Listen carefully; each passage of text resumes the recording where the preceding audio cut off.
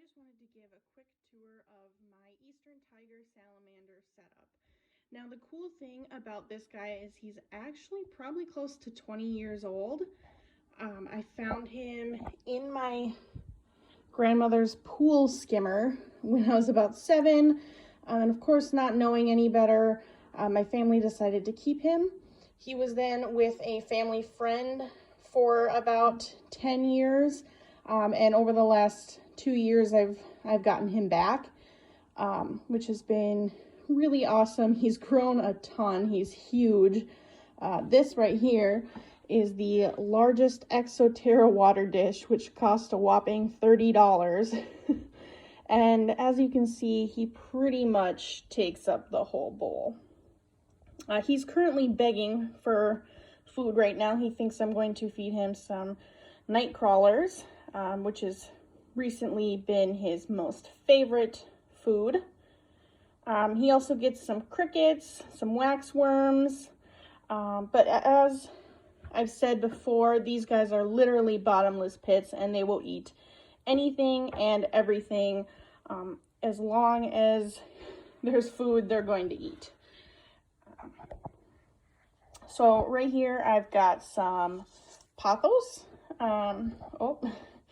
They don't have the best eyesight, so when he sees movement, he is ready to go. He thinks he's getting fed. It's pretty cute. He's learned that this is his begging spot now, because this is where we always feed him. So he will sometimes come up on the side here and beg for food. But back to the enclosure. So this is pothos.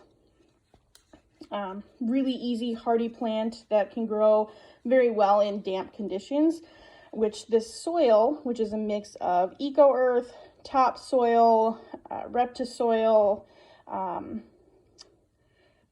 stays pretty damp, which is the way that he really likes it. He has a whole tunnel system under this water dish that he goes under, and it's pretty damp down there. But that's where he hangs out most of the time when he's not chilling in his dish. I clean this dish like every other day, and he will have it filthy. I just cleaned it. He's already in it, and he's already making a mess in it.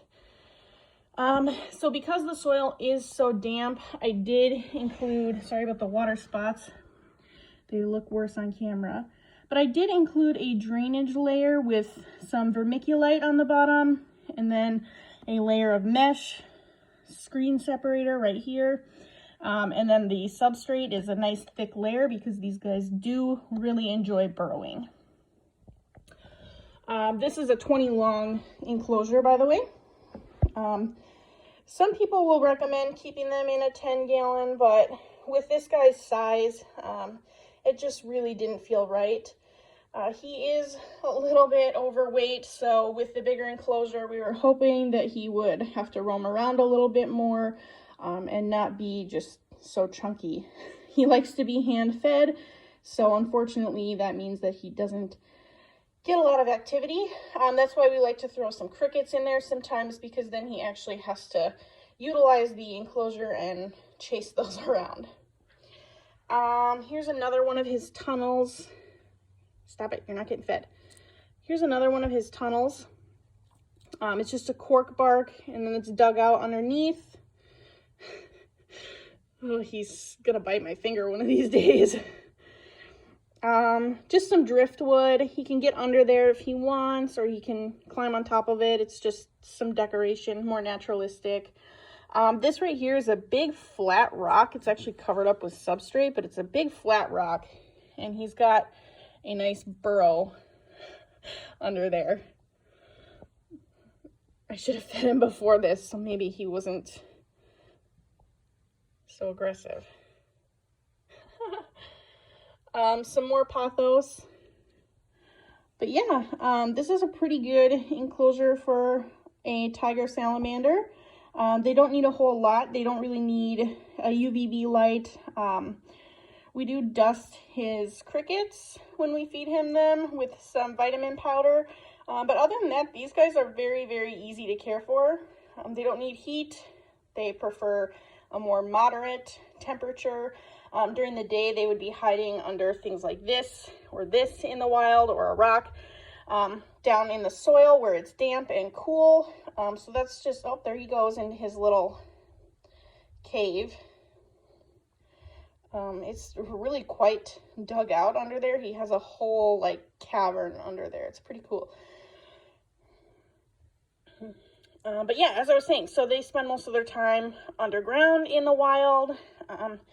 He's been up and in his bowl a lot recently. He's been very active since I got him this new water bowl, and he's just used to being in captivity, so he's not really worried about predators or anything like that. He's been in captivity so long at this point. He's comfortable with his enclosure, so he's a little bit more active.